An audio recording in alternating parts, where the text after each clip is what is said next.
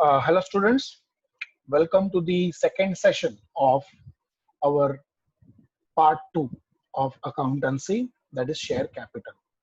Let us first of all quickly revise of what we have seen till now. because हमने क्या देखा students वो देख लेते हैं। हमने कंपनी फॉर्म के बारे में समझा, types of companies we have seen based on establishment, registered company क्या है, based on liability we have seen, हमने यहाँ पे सिर्फ लिमिटेड लायबिलिटी कंपनी है। फिर हमने उसका ग्राफ देखा, हमने उसका डायग्राम देखा कि किस तरह से कंपनीज को डिवाइड किया जाता है। फिर शेयर क्या है, शेयर कैपिटल क्या है, बराबर, कितने तरह के शेयर्स होते हैं, प्रेफरेंस एंड इक्विटी।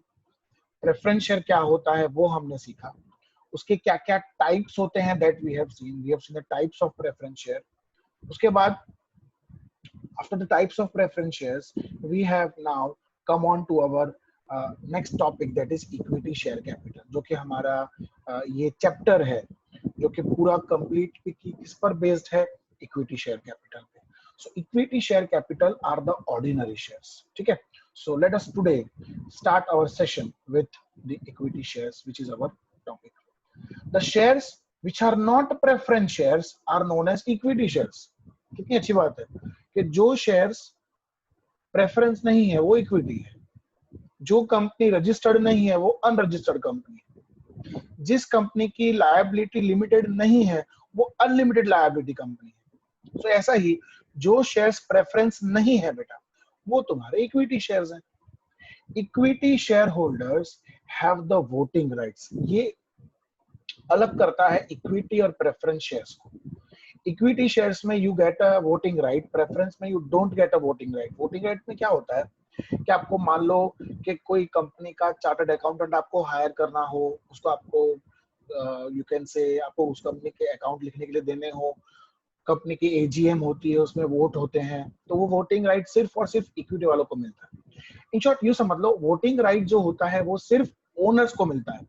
जो कंपनी के ओनर्स होते हैं बेटा उनको ही वोटिंग राइट मिलता है। सो कंपनी के ओनर्स कौन है? इक्विटी शेयर होल्डर्स, ठीक है। So equity share holders have the voting right in the company's meeting as I told you, and dividend on equity share is given to the share holders only out of the profit remaining after the distribution of dividend on preference share at fixed rate। ये मत ध्यान रखना कि equity वालों को हम लोग dividend तभी देते हैं जब हम पहले प्रेफरेंस शेयर होल्डर्स को दे देते हैं, फिर अगर कुछ प्रॉफिट बचता है तो हम लोग उसको इक्विटी शेयर होल्डर्स में बांटते हैं, ठीक है। सो इस तरह से प्रॉफिट जो डिविडेंड है वो इक्विटी शेयर होल्डर्स को मिलता है। At the time of liquidation of the company, equity shareholder have a right of repayment of capital only after returning to the preference share capital। देखो फिर से वही बात आई जो हमने लास्ट सेशन में देखा, ठीक है। लास्ट सेशन में हमने प्रेफरेंस शेयर्स के बारे में पढ़ा था कि उनको प्रेफरेंस इसीलिए कहा जाता है क्योंकि they get a preference over equity, हर चीज में, डिविडेंड में, पेमेंट में, सब में। Equity share capital is known as the principal share capital of the company। See, this is many times this particular thing is asked as an MCQ. Okay, which shares are known as principal share capital of the company? The answer is equity shares, of course। देखो किसी company में preference share नहीं होगा ना तो वो company है, लेकिन जिन कंपनी में इक्विटी शेयर होल्डर्स नहीं होंगे वो कंपनी पब्लिक लिमिटेड कंपनी नहीं हो सकती। So equity shares are must। So now we have come on to the difference between your equity shares and your preference shares। The first point is the rate of dividend। Preference share has a fixed rate of dividend, whereas equity में कोई fixed dividend नहीं होता है। It depends upon the profitability। Profit है तो dividend मिलेगा, नहीं है तो नहीं मिलेगा। तो देखने जाओ तो बेटा ओनर्स के साथ ऐसा ही होता है ना। ओनर जो होता है कंपनी का वो सबसे लास्ट में जो पैसा बचता है वही घर ले जाता है, सीधी सी बात है। बचेगा तो ले जाएगा, नहीं बचेगा तो नहीं ले जाएगा। तो यही तो ओनर की निशानी है। Outstanding dividend to be paid.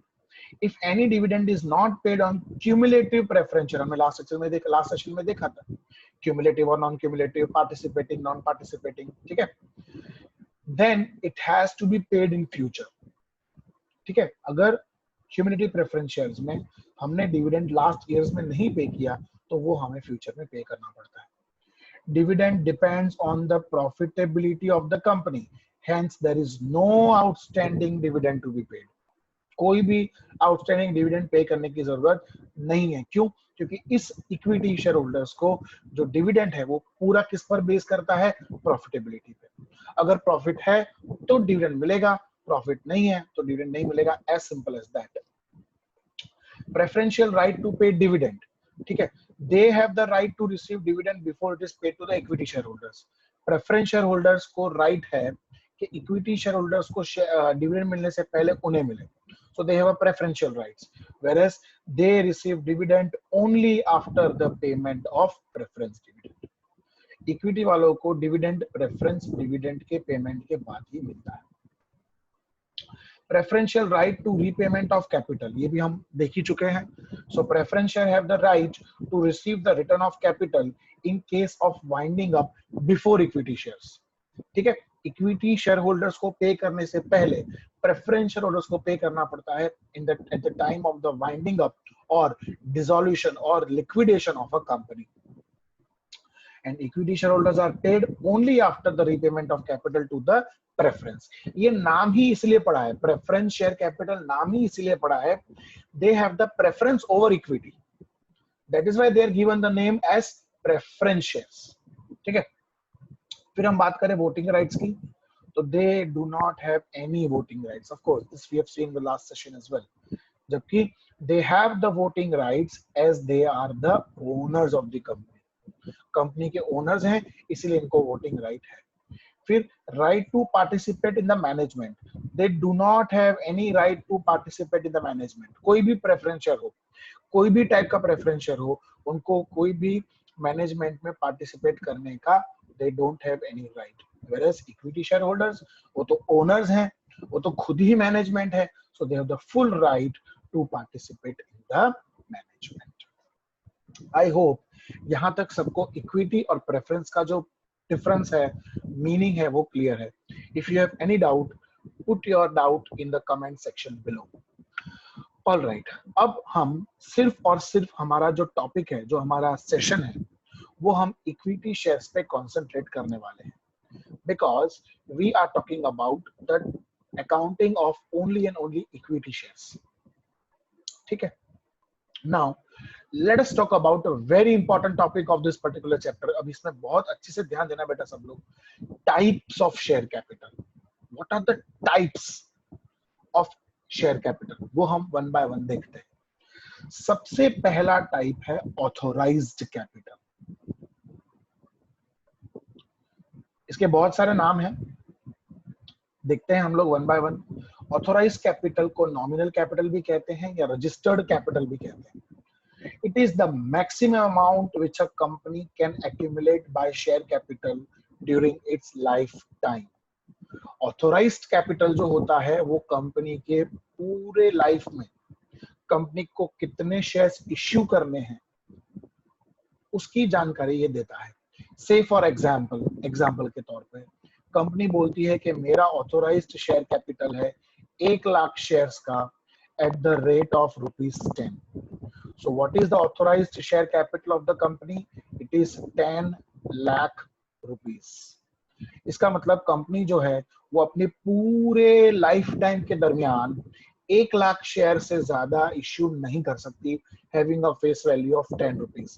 So the authorized share capital of the company is 10 lakh rupees. And number of shares में देखने जाओ तो 1 lakh. Okay, during its lifetime is called authorized share capital. It is stated in the memorandum of association. Memorandum of association में clause है जिसे हम लोग कहते हैं capital clause. उस कैपिटल क्लॉज में ये ऑथोराइज कैपिटल की जानकारी होती है बेटा. Okay, and also stated eight the time of registration. जब हम कंपनी का रजिस्ट्रेशन करवाते हैं, जब हम certificate of commencement of business लेते हैं, तब हमें ये एमओयू देना होता है. ठीक है, hence it is also called registered capital. इसलिए ऑथोराइज कैपिटल का दूसरा नाम क्या है बेटा? Registered capital. Authorise capital, registered capital और नॉमिनल कैपिटल. नाउ सबसे पहली बात तो इसे आप इंक्रीज नहीं कर सकते, आपका ये फिक्स हो गया. लेकिन अगर मान लो कि आपको इंक्रीज करना है फ्यूचर में, तो आप कर सकते हो. कैसे? It can be increase in the future by passing a special resolution in a general meeting of share holders. अब मुझे बहुत स्टूडेंट्स पूछते हैं कि सर ये स्पेशल रिजोल्यूशन क्या होता है, जनरल रिजोल्यूशन क्या होता है। सी, रिजोल्यूशन का मतलब ये होता है कि जब कंपनी की मीटिंग होती है, जब कोई डिसीजन लेना होता है, तो कंपनी के डायरेक्टर्स अकेले वो डिसीजन नहीं ले सकते। ट्राई टू अंडरस्टैंड दिस, ये रूल है कंपनीज एक्ट का। आपको एक मीटिंग करनी पड़ेगी, उस मीटिंग में you have to pass a resolution जिसमें आप आपके शेयर होल्डर्स से उनकी राय जानोगे, जिसे हम वोटिंग राइट्स कहते हैं। जैसे कि मान लो मुझे मेरा ऑथराइज कैपिटल 1 लाख से 2 लाख शेयर करना है, तो मैं एक रिजोल्यूशन पास करूंगा। उस रिजोल्यूशन में ये लिखूंगा कि we as a board of director propose to increase the authorized capital by rupees 1 lakh shares। तो आपको उसमें लिखा होगा कि do you agree with this, क्या आप इससे सहमत हैं। आपको दो ऑप्शन दिए होंगे, यस और नो। आपको अगर यस पे टिक करना है तो यस पे, नो पे करना है तो नो पे। अगर 51% मतलब 50% से ज्यादा शेयर होल्डर्स हाँ बोलेंगे तो ही वो रिजोल्यूशन पास होगा। अगर उससे कम बोलेंगे तो वो रिजोल्यूशन पास नहीं हुआ, ऐसा हम कह सकते हैं। ठीक है, सो ये होता है स्पेशल रिजोल्यूशन, जिसमें एक it is a one type of circular है, एक तरह का रूल्स एंड रेगुलेशंस हैं जो आप चेंज करना चाहते हो। बोर्ड ऑफ डायरेक्टर्स अकेले कंपनी में कुछ नहीं कर सकते। Again let me tell you this, they need the consent of share holders to do this. ठीक है बेटा, clear? Now the first one was, as I told you, authorised capital. Now the second one is issued capital. Now what is an issued capital? Issued capital का मतलब ये होता है, जैसे कि मान लो मेरे 1 लाख शेयर्स ऑथराइज्ड है, मुझे उससे ज्यादा की लाइफ टाइम में जरूरत नहीं पड़ेगी। तो मान लो कि अभी मेरे को 1 लाख शेयर्स की जरूरत नहीं है, मतलब 1 लाख इंटू 10 लाख रुपए की जरूरत नहीं है। मुझे अभी है ना सिर्फ 5 लाख रुपए चाहिए। I just need 5 lakh rupees to start my business. So unnecessarily मैं 1 लाख शेयर इशू नहीं करता हूं, मैं खाली 50,000 शेयर इशू करता हूं at rupees 10. So 50,000 share into rupees 10, the amount is 5 lakh rupees. So let me tell you, issued capital is always less than or equal to your authorized capital. Issued capital का मतलब होता है कि आप market में कितने का issue लाओगे। आपको जरूरत 1 लाख शेयर्स की है, मतलब आपका जो ऑथराइज कैपिटल है वो 1 लाख है, लेकिन आपको अभी सिर्फ 50,000 शेयर इशू करने हैं, तो उसे कहेंगे हम issued capital. So the share capital which is issued by the issue of shares out of the authorized capital based on the need of the company in full or part is known as authorized capital। मतलब कैसा है कि जैसे कि मान लो कि घर में 4 रोटी बनी है, लेकिन आपको अभी सिर्फ 2 रोटी की ही भूख है, तब क्या करोगे? चलो 2 रोटी अपने शाम को खा लेंगे। तो ऐसा ही होता है कंपनी के अंदर कि कंपनी के शेयर्स 1 लाख रुपए मंजूर हो गए, शेयर होल्डर्स ने मंजूर कर दिए कि चलो आप 1 लाख शेयर अपनी पूरी लाइफ टाइम में इशू कर सकते हो, लेकिन अभी आपको सिर्फ उसमें से 50,000 शेयर ही इशू करने हैं, आपको भी उतने की ही जरूरत है। क्लियर है? So this is your authorised and issued capital. Now the third one is your subscribed capital. Subscribed capital, बेटा ये जो मैं आपको समझा रहा हूं ना, ये बहुत इंपॉर्टेंट है। हाँ, it is very important to understand the whole chapter. This particular topic is very important. ठीक है? So subscribed capital, subscribed capital क्या होता है? जैसे कि मान लो आपने ये 50,000 शेयर इशू किए, ठीक है? अब सब्सक्राइब में क्या होता है कि जब आप ये शेयर इशू करते हो, तो या तो देखो 3 ऑप्शन है, या तो तुम्हारे पूरे के पूरे 50,000 शेयर सब्सक्राइब कर लिए, सब्सक्राइब मतलब पब्लिक ने परचेस कर लिए, या तो 50,000 से ज्यादा सब्सक्राइब किए, मतलब आपने इशू किए 50,000 लेकिन लोगों ने सब्सक्राइब किए 60,000, या तो आपके शेयर्स 50,000 से कम सब्सक्राइब हुए। तो ये क्या होता है subscribe capital? It is the value of share for which application are received out of the issued share capital is known as subscribe capital. Subscribe share capital can be equal to और less than the issued capital. ठीक है, मतलब मैं आपको समझाता हूं बेटा। देखो, मान लो कि मैंने 50,000 इशू किए और 50,000 सब्सक्राइब हुए, तो अच्छी बात है, इट्स गुड, क्योंकि मैंने इशू 50,000 किए और सामने जो सब्सक्रिप्शन है वो भी 50,000 का ही आया। सब्सक्राइब का मतलब फिर से समझाता हूं मैं कि मैंने शेयर्स इशू किए, मैंने लोगों को शेयर परचेस करने के लिए दिए और सब लोगों ने वो 50,000 शेयर मेरे से खरीद लिए। तो इट्स गुड। लेकिन अगर मान लो कि मोर देन 50,000 से फॉर एग्जांपल 60,000 शेयर का सब्सक्रिप्शन आया, लेकिन बेटा मुझे इश्यू कितने करने हैं, 50,000 शेयर, तो जो बाकी के 10,000 शेयर का एक्स्ट्रा पैसा मेरे पास आया है वो मैं क्या कर दूंगा, पब्लिक को रिफंड कर दूंगा, मैं उसको रिजेक्ट कर दूंगा और लोगों को उनका पैसा वापस कर दूंगा। और अगर 50,000 से कम आया है तो आई एम सॉरी, मुझे तो 50,000 चाहिए थे लेकिन कम आया है तो ठीक है, कम आया तो एक्सेप्ट कर लो। से फॉर एग्जांपल 50 के बदले 40,000 लोगों ने शेयर सब्सक्राइब किया, ये भी हो सकता है। ठीक है, सो 3 पॉसिबिलिटी है। अब ये पॉसिबिलिटीज कब हो सकती है, सी सब्सक्राइब कैपिटल की जो पॉसिबिलिटीज हैं, देखो नॉर्मली इक्वल तब होता है जब इश्यू और सब्सक्राइब इक्वल तब होता है जब आपकी कंपनी न्यू है पर आपकी कंपनी प्रॉफिटेबल है।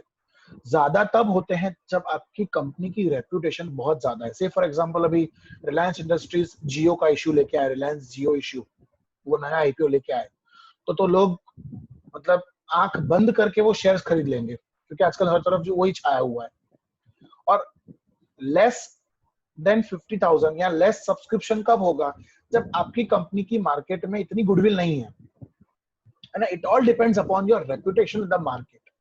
अगर आपकी रेपुटेशन ठीक ठाक है तो हो सकता है कि जितना आपने इश्यू किया है उतना ही सब्सक्राइब हो जाए। अगर आपकी रेपुटेशन बहुत अच्छी है तो हो सकता है कि आपने भले 50,000 इश्यू किए लेकिन आपके सामने परचेज बायर्स बहुत सारे हैं, या आपकी कंपनी की रेपुटेशन अच्छी नहीं है, ठीक है अभी ओके, तो आपका सब्सक्रिप्शन कम भी हो सकता है। So subscribe capital is always equal to, less than or more than your issued capital. If it is equal to, it is good. If it is more than the issued capital, then the rest you will have to repay or you have to refund. And if it is less than, then whatever less you have received, that you will have to accept it. ठीक है बेटा। अब जो चौथा है इसमें वो है कॉल्ड अप कैपिटल। अब ये कॉल्ड अप कैपिटल क्या होता है बेटा, उसको हम समझने की कोशिश करते हैं। सी कॉल्ड अप कैपिटल में कैसा होता है कि ये जो 10 रुपए है ना, ये जो 10 रुपए मैं मंगाने वाला हूँ, ये जो 10 rupees which I am going to collect from my share holders, हो सकता है इसको मैं टुकड़ों में मंगाऊं। टुकड़ों में मतलब कैसे होता है, जैसे कि मान लो कुछ पैसा आप मंगाते हो विथ एप्लीकेशन, मतलब जब शेयर अप्लाई करते हैं तब, कुछ पैसा आप मंगाते हो जब आप शेयर अलॉटमेंट करते हो, और कुछ पैसा आप मंगाते हो विद फाइनल कॉल। से फॉर एग्जांपल आपने एप्लीकेशन के साथ 4 रुपए मंगाए, अलॉटमेंट के साथ आपने 3 रुपए मंगाए, और फाइनल कॉल के साथ आपने 3 रुपए मंगाए। इस तरह से आपने टोटल 10 रुपए ही मंगा लिए पूरे शेयर होल्डर्स के पास से, जो आपके सब्सक्राइब्ड शेयर होल्डर्स हैं बेटा उनके पास से।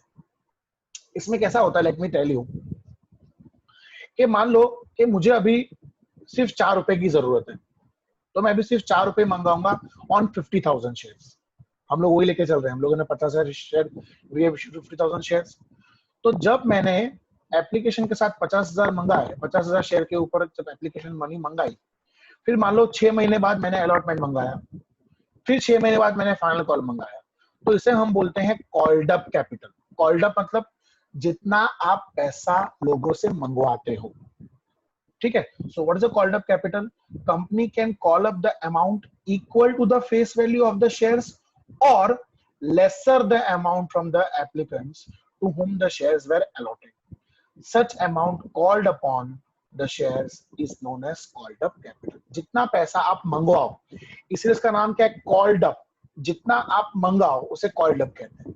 जैसे कि मान लो जनवरी में मैं 4 रुपए मंगाता हूँ, फिर मान लो 6 महीने बाद लेट अस से जुलाई में मैं 3 रुपए मंगाता हूँ, और दिसंबर में मैं 3 रुपए मंगाता हूँ। ऐसे करके पूरे एक साल में मैंने 10 रुपए मंगा लिए।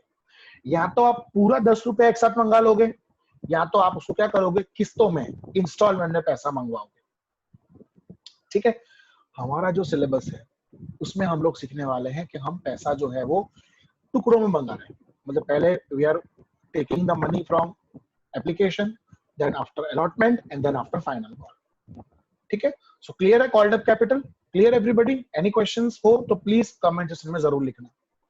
Okay, after the called up capital, the next one is uncalled up capital.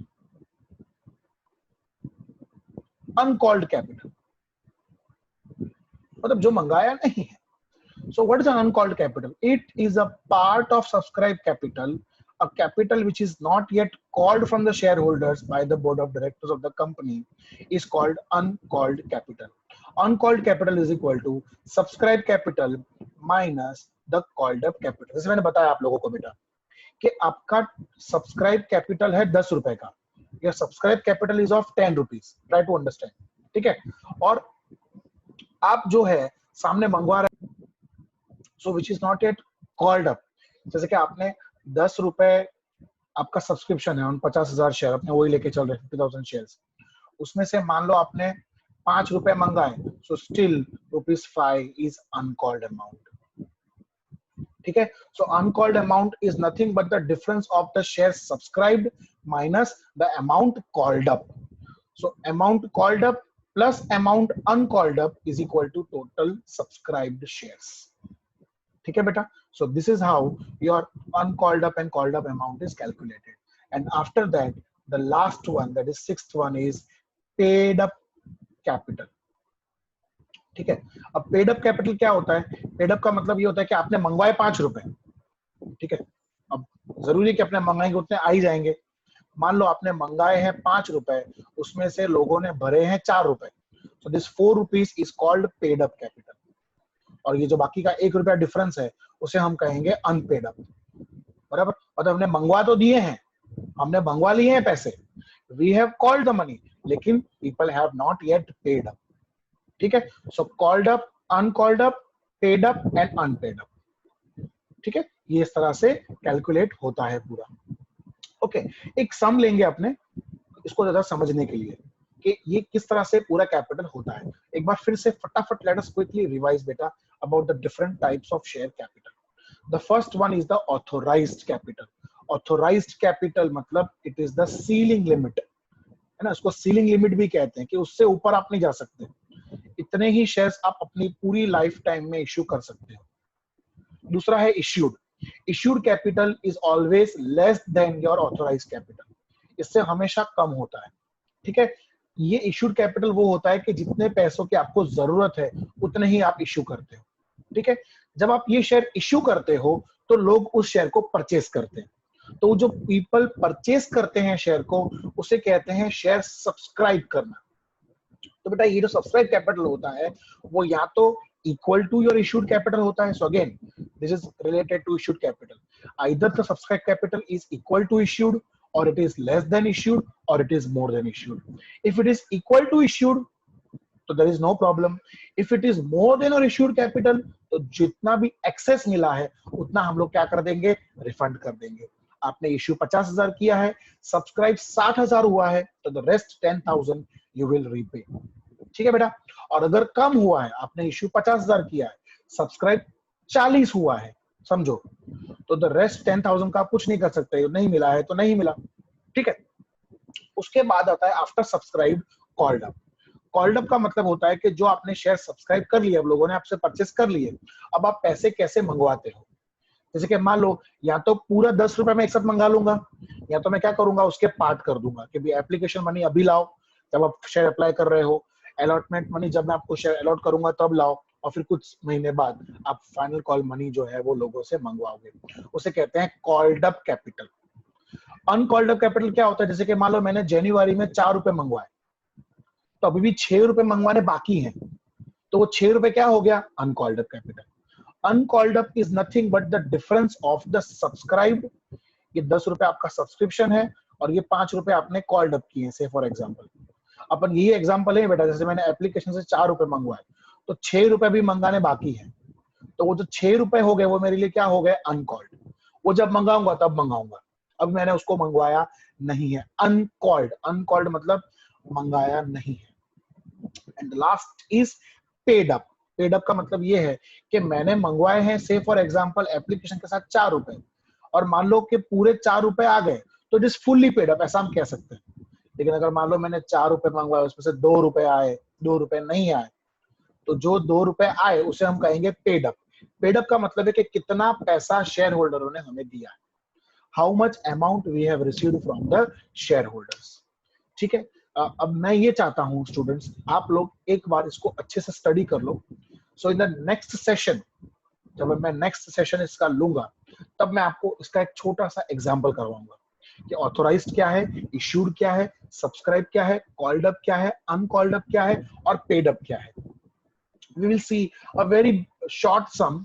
एक illustration भी है और एक sum भी है, but that we will see in our next session. I hope students you all are enjoying the session. ठीक है. इस चैप्टर की थियोरी बहुत इंपॉर्टेंट है, ये सब समझना बहुत जरूरी था.